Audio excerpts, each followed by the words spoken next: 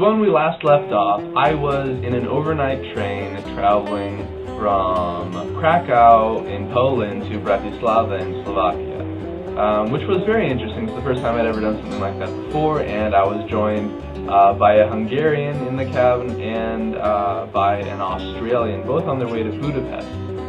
I arrived in Bratislava, hopped off the train really quickly before it moved on, was united with a couch surfer, and this couch surfer I'd been in contact before. Originally I was supposed to stay with him over the night, but then I found out I had an overnight train, so I just met up with him in the morning, and he had another couch surfer with him, a guy from Denmark, who was hitchhiking his way all the way from Denmark to Istanbul, and right now he had just arrived in Bratislava. It was fascinating. I learned quite a bit about hitchhiking from him, and the Slovakian fellow who was hosting me, he gave me a little tour through Bratislava, through the downtown sections and the main parts. And, Bratislava was nice. It wasn't breathtaking like a few of the cities before me, but it was nice. And the thing is that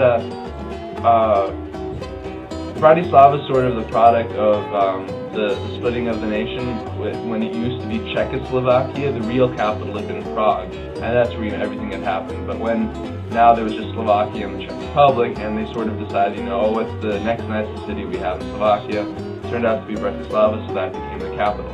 So I was in Bratislava for about 4 hours, and that was enough. And then I moved on. For breakfast, and I had breakfast with a Danish guy and a Slovakian guy. The guy ordered a hot chocolate, and this is what a hot chocolate turned out to be. It was seriously like liquid fudgy chocolate, and it turns out if you want what we determine as hot chocolate is, you order a cacao. But it was really cool. I've always kind of wanted to try that, like warm liquid chocolate, but man, I was so full after that. Anyway, after Bratislava, tried to figure out the best way to get to Ljubljana in Slovenia to meet up with Marcos. I wasn't quite sure yet when I was arriving, but I ended up, it was a very long train ride, about 7 hours, and for the first few hours I actually surprised myself and kept my mouth shut. I didn't, really talk to anyone. I just sort of wanted to, listen to music on my own and just sort of reflect on the countryside. And that changed, after a few hours I thought, man, this is boring.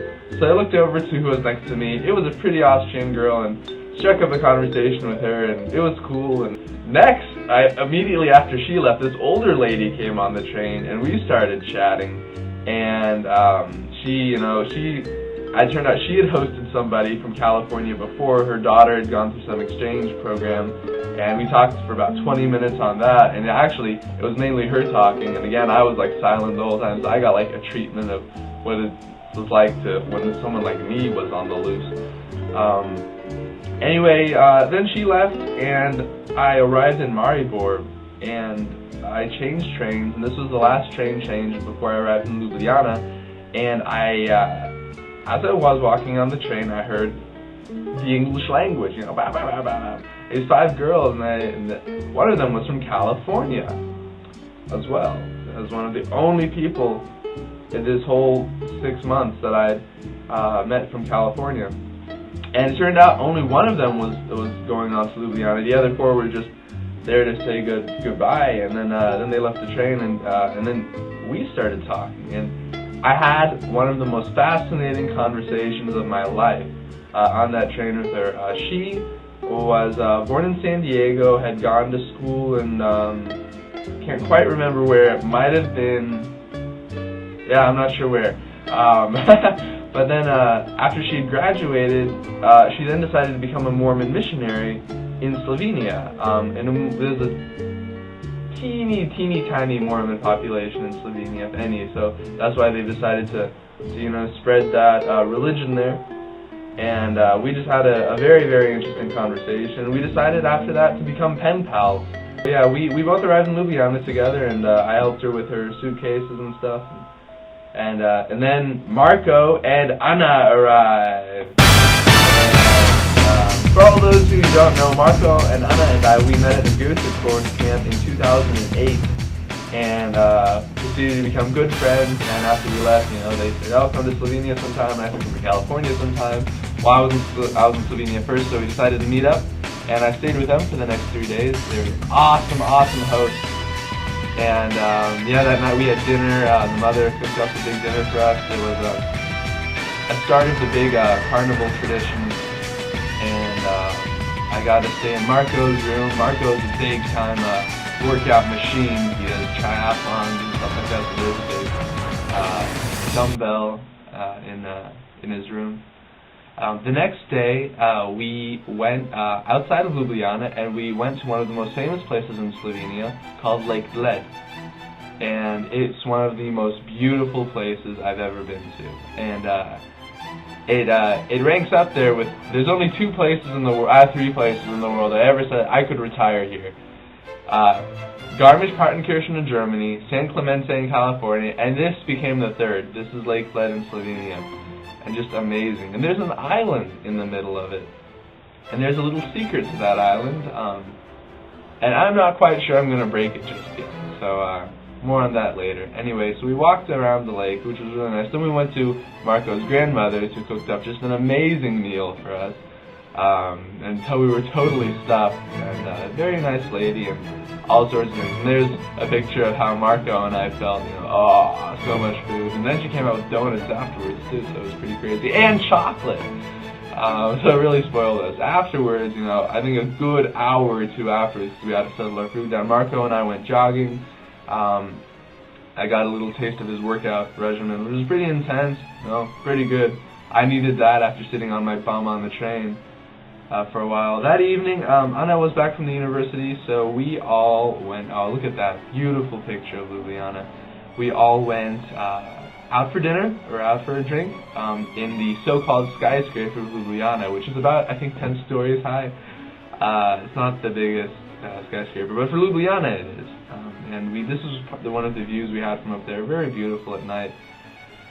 And we had a good time there. And we're just catching up on everything, what had happened in the 3 years since we'd known each other, since we first met each other.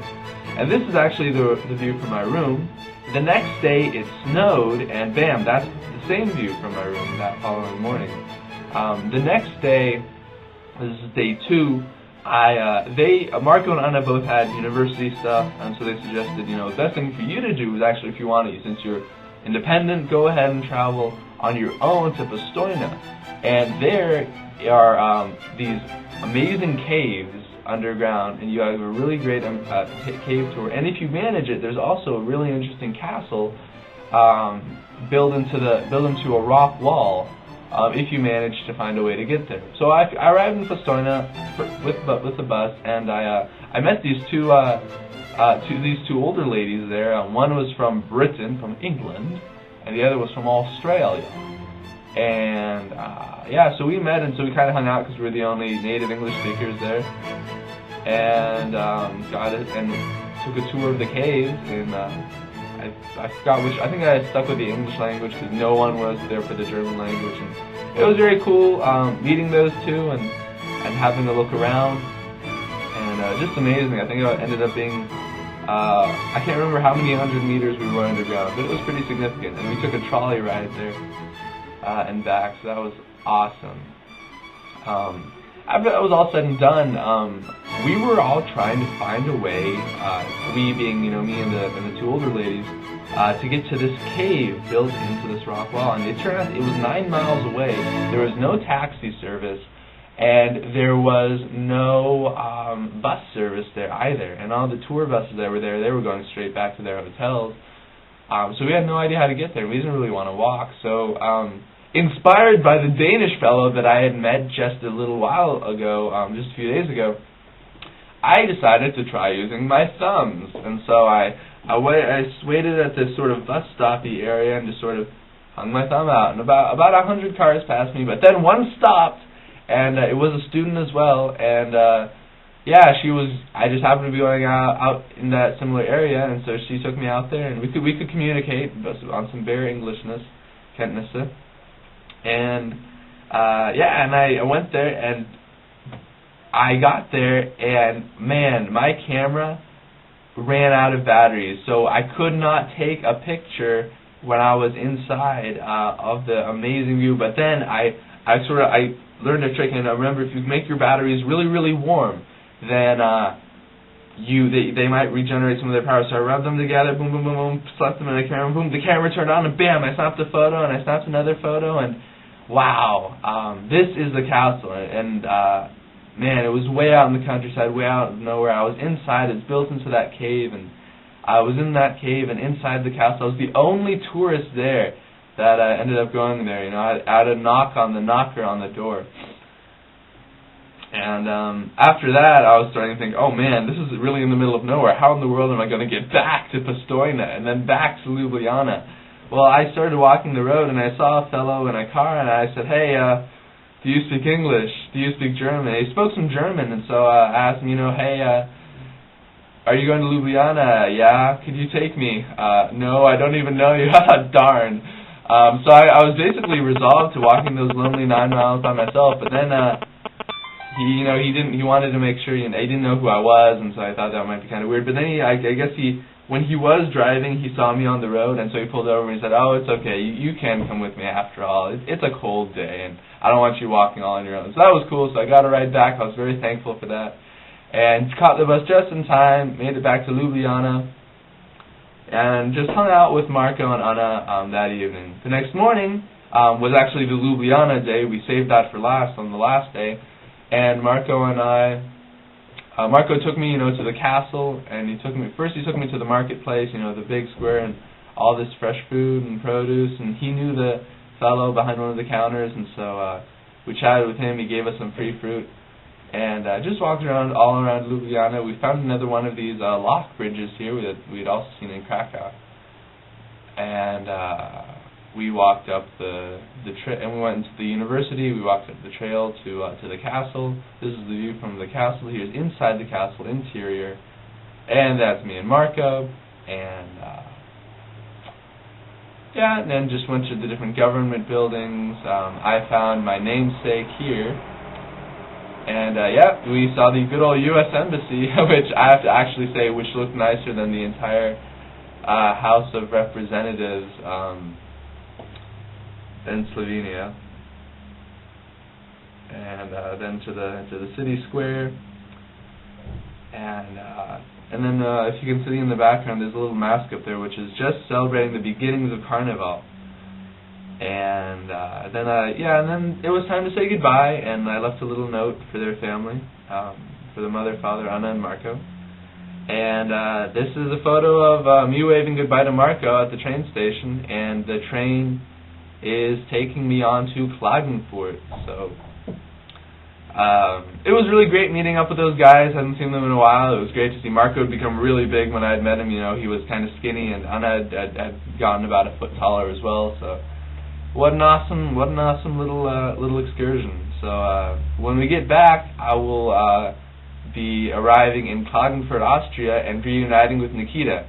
So we'll tune in when the next video comes. Till then, bye.